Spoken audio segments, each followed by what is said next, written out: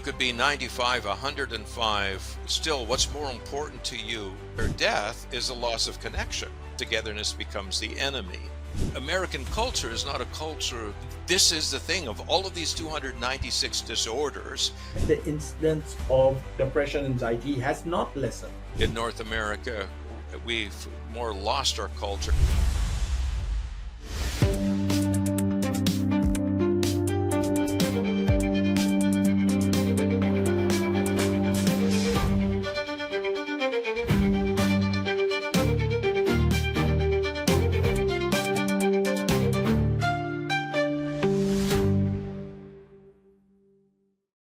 Welcome to Khan Klinics, your dedicated space for exploring the vital connections that shape your well-being. Here we dive into everything from achieving peak physical fitness by mastering sustainable weight management to optimizing your diet for a vibrant life. We're passionate about uncovering the power interplay between your mental and physical health, offering you insightful strategies to nurture both.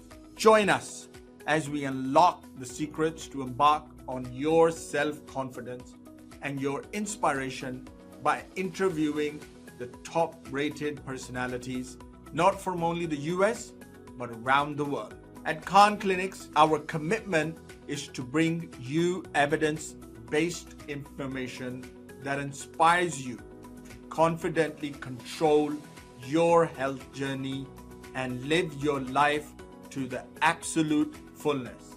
I'm your host, Amir Khan. Let's get ready to unlock the true potential of being a human with the most amazing people around us.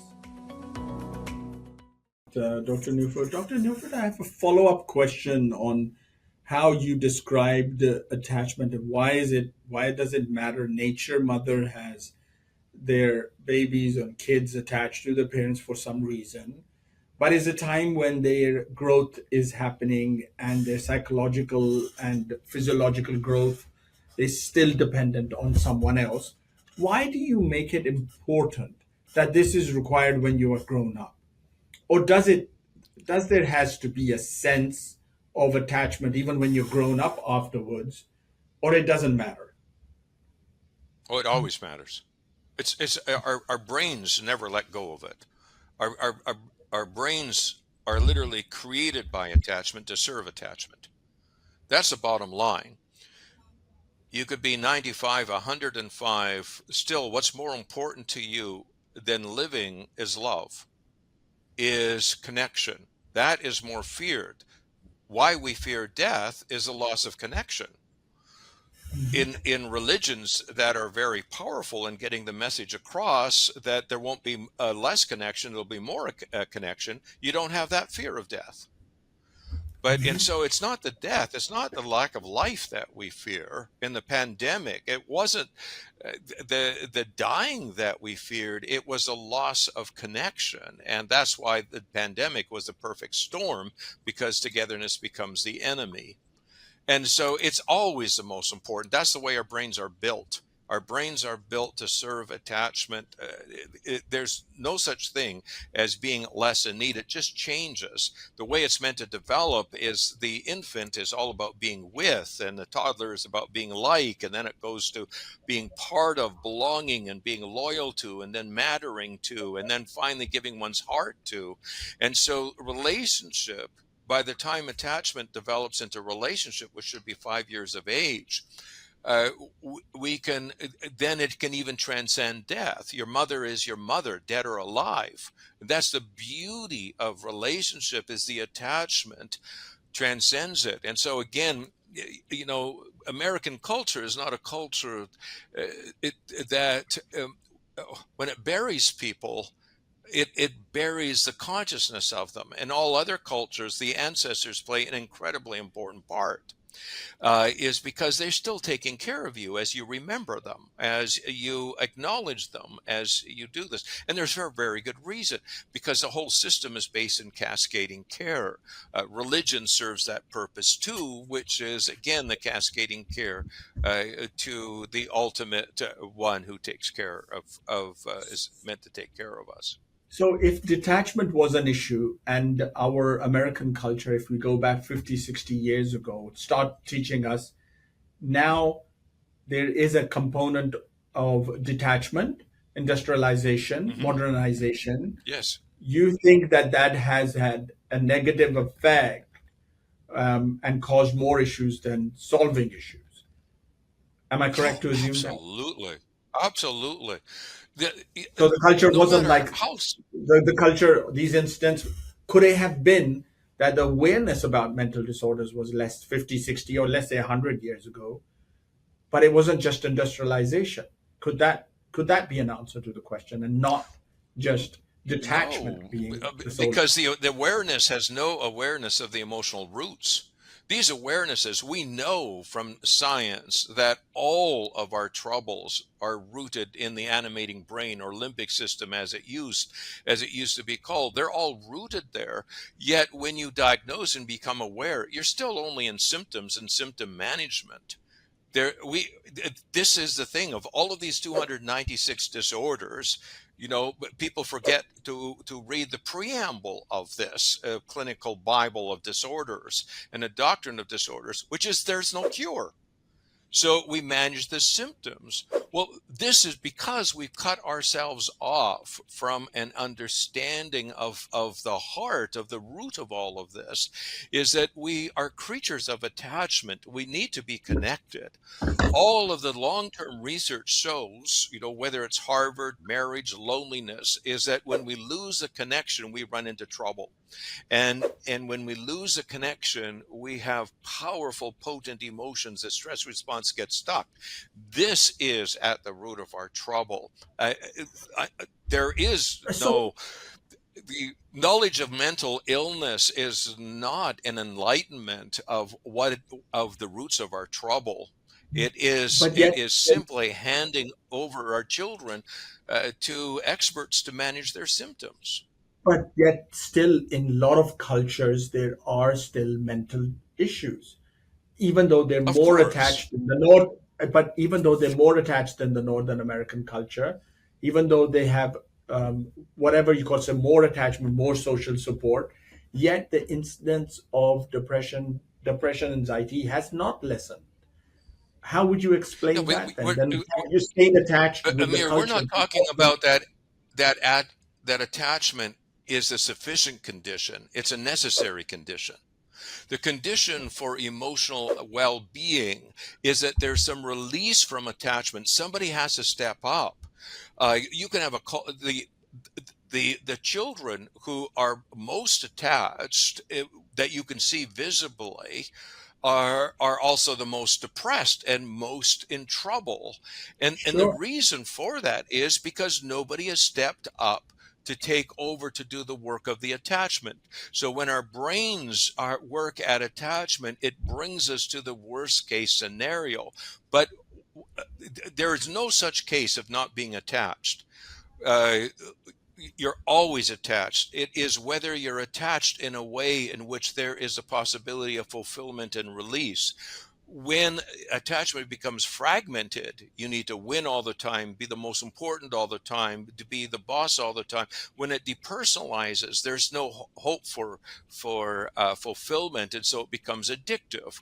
People don't understand that all of this stuff around screenplay and sports, this is all depersonalized attachment. It's purely addictive, and so the the wisdom in attachment is knowing that it's not attachment itself, but if you don't have that, there's nothing to build on.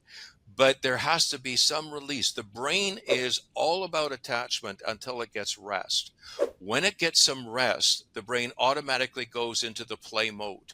You can see this with a kitten, you can see this with a toddler, you can see it with a young child. And the play mode is, in the new play of science, is absolutely that which is necessary for the unfolding of our human potential. In fact, playfulness is now becoming recognized as a number one indicator of emotional health and well-being, whether it's our cat, or whether it's our aging grandparent, or whether it's our toddler. And the reason for it is because we see the brain where it wants to be, and a luxury of functioning is that it's not desperately looking for the next fix of contact and closeness, of love and belonging, of sameness, and so on. And so if the fetus wasn't attached, there's death. But the fetus has to be attached in a way that the umbilical cord delivers what the fetus needs. And so it's in science, we talk about whether it's a necessary, or whether necessary and sufficient condition, or what it is. And the bottom line is, attachment is the bottom line, but it has to be the kind of attachment that can bring rest to a child. And you could define a successful marriage that way, is that you can rest in the invitation to exist in your partner's presence, is that there's some sense of mattering, of being liked, and of being loved, that you're not constantly having to work at it. And so this is universal across all relationships. And yeah, as we talk about these attachment styles and the way that we have, progressed, especially in North America due to industrialization, can you tell our listeners who are parents how they can cultivate and preserve these attachment rituals? Well, the basic attachment rituals are in every culture. One of the most important ones, uh, uh, there's three basically that are key and that are universal across cultures. One is just knowing how to prime attachment. It's embedded in how we say hello, is the greeting ritual of being able to get the eyes, smiles, and nods. It changes from culture to culture, but basically, we're engaging the attachment instincts of the other. But the second most important one is the goodbye rituals. The goodbye rituals in English are both truncated and have lost their meaning, because it meant God be with you until we meet again. And what it is you put the focus not on what separates you. Like when you say good night, you don't put the focus on the fact that I'm going to close the door, it's going to be dark, and there's no connection. You put the face to the connection that comes next. I'll see you in the morning. I'll come and check you. I'll be here in a few minutes. I'll see you in my dreams. And this is the answer of all cultures have come up with this goodbye ritual. When facing separation, you put the attention on the connection, what stays the same, the next point of connection. All religions do this. That's why there is an afterlife. You put the focus on the next connection, because we, as human beings, we don't do separation. We don't do death very well. It's always the next connection. And so this needs to be there right from the beginning. The third one is matchmaking, is that when you don't have, when your children, you need to farm out your children to be raised, you make sure that you create the attachment that needs to be there, so that it will work. We don't do this in our school system and so on. We still have manners in North America, but they're with our friends. We wouldn't think of interacting with them until we first greeted them. If we're going to say goodbye, we always put the focus on our next connection, or what stays the same. Uh, we have better attachment manners with our friends than we do with our children. We think that our role is enough, and you should listen to me because I'm your father or I'm your mother, and we get right down to work. And so we've largely lost our attachment manners. If you go to places that have missed the Industrial Revolution, like Bali, for instance, or Provence, for instance, and I'm sure you could think of all kinds of other places. You see places you wouldn't even dream of interacting with somebody until you're first greeted. And you wouldn't dream of leaving anybody without being able to put the focus on the next connection. These are deep embedded rituals and culture. Unfortunately, in North America, we've more lost our culture, and that's why it's so important for immigrants to preserve their culture and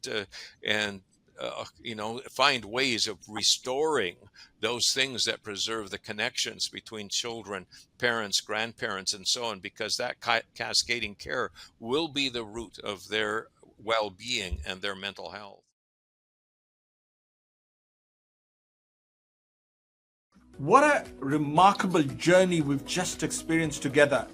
The path to health isn't always straight, but it's always worth the effort. I hope today's conversation inspired you to take the next step in your wellness journey, armed with new knowledge and a fresh perspective. If today's episode left you inspired, share it with someone who need to hear this. Give us a thumbs up and your opinion. Keep exploring, keep evolving, and we'll see you in the next episode of Khan Clinics.